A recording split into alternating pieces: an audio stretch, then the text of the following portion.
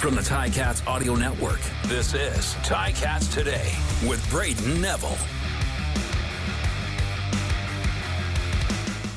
On today's episode, the Hamilton Tiger Cats announced their new head coach is going to be Scott Milanovich, and we hear from him about taking on the new role. It's Wednesday, December 6, 2023, and you're listening to Ticats Today. Another big day in Hamilton as the Ticats have officially announced their head coach for the 2024 season, last year's offensive play caller, Scott Milanovich, a man with a lot of experience, having won 3 Grey Cups, 2 with the Alouettes as the assistant coach and offensive coordinator in 09, 2010, of course, during those final golden years of Anthony Calvillo and the Alouettes, and he then won a Grey Cup as the head coach of the Argos back in 2012 in that memorable 100th Grey Cup game with Ricky Ray at the helm. And to say this guy has had some incredible quarterbacks during his career would probably be an understatement. Not only has he coached CFL greats like Bo Levi Mitchell, Anthony Calvillo, Ricky Ray, Trevor Harris, Zach Collaros, to name a few, but he also coached some NFL talent, Matt Ryan, Carson Wentz,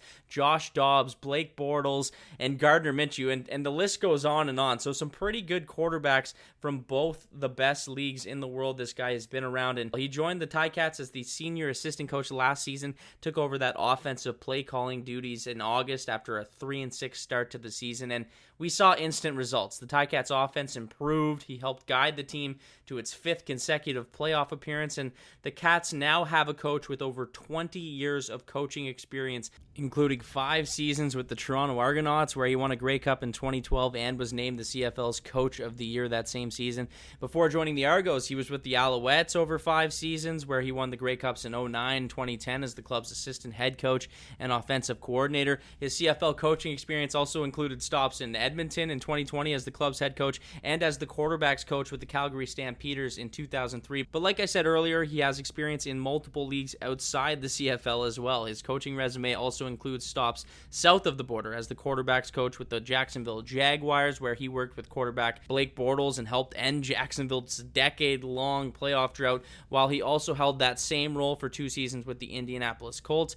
And he spent time in NFL Europe with the Cologne Centurions and Rain Fire. A guy with a ton of experience. I think the resume sort of speaks for itself, and we saw the impact he made to this offense in Hamilton during his time stepping into that role as the offensive play caller last year. And an interesting fact about this year's Grey Cup coaches, Mike O'Shea for the Winnipeg Blue Bombers, Jason Moss for the Montreal Alouettes, they both coached under him during that 2012 Grey Cup run for the Toronto Argonauts. So it just goes to show how much his knowledge has spread amongst this league. Today he spoke to media about being named the 27th head coach in Hamilton Tiger Cats history. When I first started in this league, I played and coached for some pretty good teams, some teams where we didn't lose a lot of games. And after the game, I would come out onto the field, and my wife and my daughters would be there, and my youngest daughter, Maggie, without fail, her comment was always, "It's a great day to be a Milanovich." And that's kind of how I feel today. I feel very full circle with my career. I want to thank Maggie and McCall, my 2 daughters. They're both students at Auburn. McCall is graduating this weekend with a degree in social work, so I'm going to be heading down to Alabama. So proud of them.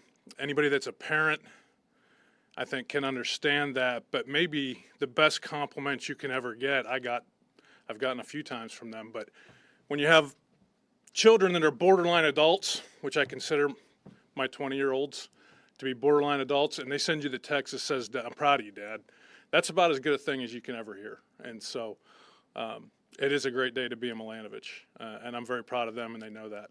My wife, Jamie, we're doing this now going on 25 years. I've taken her all around the world to do this, Calgary, Europe, Florida, Indiana, I mean, all over the world, and it couldn't be done without her. Just like any other organization, we've kind of figured out our roles, and when Dad's gone, she's found somehow found the energy to be both dad and mom, and so I'm very thankful for her for that.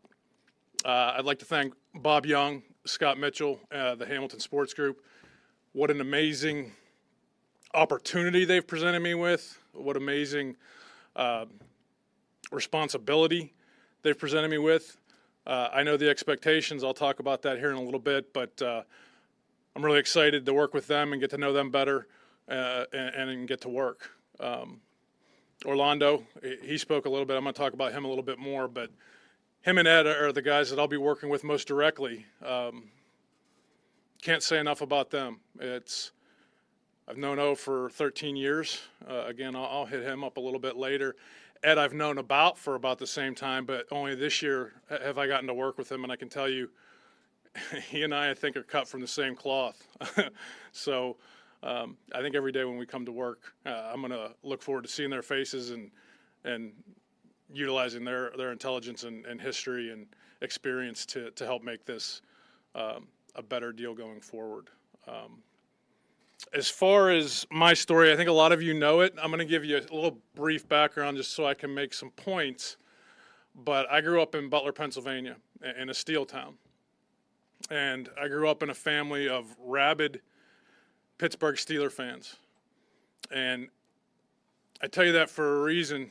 And when I say rabid, I mean like there were days, I remember when we used to sleep out on the concrete outside of Three Rivers Stadium in sub-freezing temperature so that we could be in line to get playoff tickets.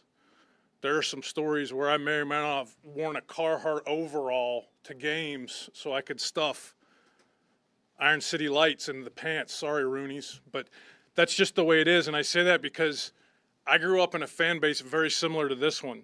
And it's another reason why I feel like things are full circle for me. I understand the passion. I share that passion. It's just a different black and gold team. I've been on both sides of that passion.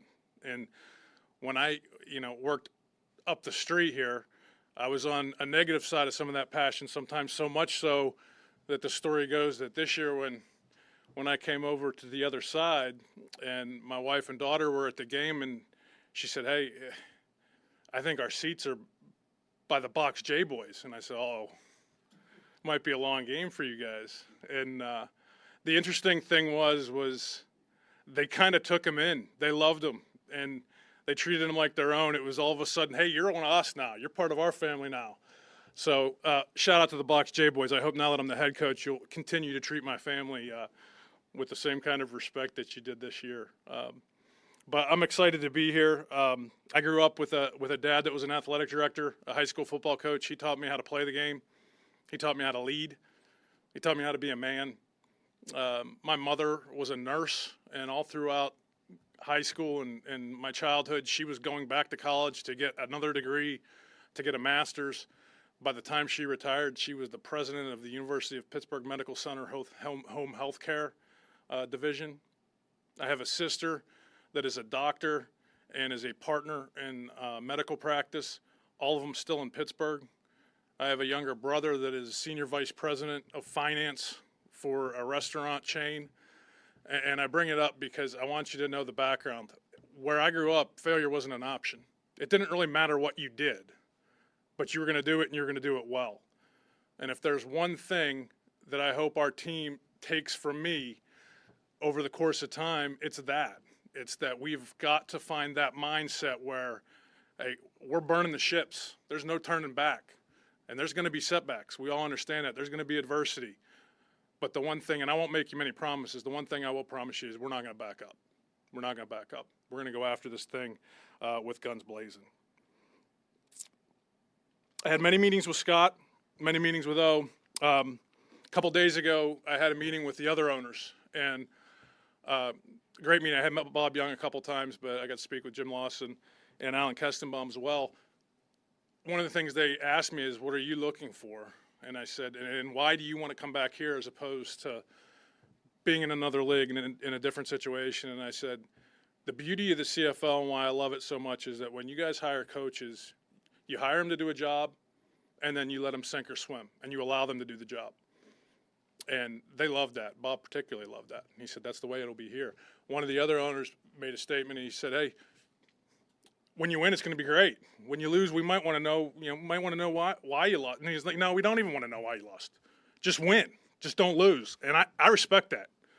That's everybody's expectation. That's my expectation. I love the honesty. We're only here for one reason. I didn't come here to fail, to not get everybody that ring, that cup that we all want to hoist in this stadium. So that's kind of the expectation. I look forward to sharing that with our players. I look forward to sharing what they can expect from me, what they can expect from our coaching staff. When I got here a year ago, one of the things I told the offense was, I wasn't hired to be your friend. I was hired to make you better. And it's a little bit misleading. And it's true. You know, there's going to be tough times. I'm going to challenge them. But in the last 2 hours, the amount of texts I just got one from Ben Cahoon, from Zach Calera, Chris Van Zyl. Ideally, we can do both. That's the goal. All right. I want to push them, but I don't want to push them away. I want to make them better. I hope we can do both. I hope we can be have tough times in the meeting rooms, have good times. We're going to love them when they do good. When they need to be corrected, they're going to be corrected. And the good ones want that. That's my experience. Now that I'm 50 years old and I've been a lot of different places, the Matt Ryans of the world, they want you to coach them. You know, the Ricky Rays, the Anthony Calvillos, they want that feedback, and they're going to get it. They're going to get it here. Just want to talk about O for a minute. He's the reason I'm here, right? He was the one that brought me in a year ago, let me be a part of this. You know, we all have friends, right? And then there's your fringe friends, and then there's the ones when I'm working in Jacksonville and he's working in Fresno, that if something happened, I could call him, and he'd either get on a plane or he'd send somebody in lieu of him. That's the kind of man he is. That's why I wanted to be a part of this, right? And so when this started coming about, I was concerned for him. Are you sure this is what we want to do, right? I wanted to make it probably too many times. I'm sure I got annoying to him. We're like, are you sure you want this? Because I have so much respect for him. And the thing that it makes it so heavy for me is for a man to first of all, he's worked with me in Toronto. Now I've worked under him. So he knows me. There's no secrets. He knows both sides of it. For him to have that much trust in me is humbling. And I take it as a great responsibility. It's not one that I take lightly. I want to make him proud of the decision that he and the others have made. And I'm just honored. I'm honored to be your head coach, to be the head coach of the Hamilton Tiger Cats. Well, I never had any doubts that I could be a head coach again. It was not something, and Owen and I talked about this, it was not something that I had to have. I had scratched that itch before on 2 occasions, and I love being a head coach, but I also love being a coordinator. I also love just being a quarterback's coach. There's different ways, I think, to find love in the game, and there's different challenges. But I always knew if the opportunity presented itself, and he and I talked about this even before he hired me last year, that it was something that I was going to look into if it was the right situation. And this is the right situation with good people, with people I'm looking forward to seeing every day, great organization, great facilities, not wanting for anything. There aren't any excuses. What do these next couple weeks look like for you and the rest of that coaching staff? Yeah, it's going to be busy. First of all, we got to get that coaching staff signed and on board, and there's some people we're going to need to talk to interview. As far as personnel, that becomes something that becomes urgent, right? Is figuring out what kind of what our thoughts are with our free agents, so that we can have a better plan going into actual free agency. I need to spend time talking to the players, so it's going to be, once I get back from this graduation this week, it's going to be a pretty busy few months for everybody, I assume. Yeah, so many reasons. Ed, the people in the building, video, all these guys, equipment, all these guys I know and love, and in a quick period of time. In addition to that, my I grew up 4 hours down the road. My wife was born and raised just south of Rochester. This is a fit for me. Like when I said I feel full circle, like I think in training camp you asked me what it felt like to come back over to the dark side, and I said it feels like home. And it does to me, because I grew up in a town just like this. Pullman Standard and Armco were the industries, and I know the people. I know what they're about, and it's a fit for me. The city's a fit for me. More importantly, probably the people in the organization are fit. That was the newest head coach for the Hamilton Tiger Cats, Scott Milanovich, and congratulations to him on the new role. The Ticats have lots of work to do in the coming weeks as they try to get some of these guys signed, and I'll be giving you all the updates on Ticats today as those signings come in. That's all the time for me today. I want to thank you for listening to Ticats Today.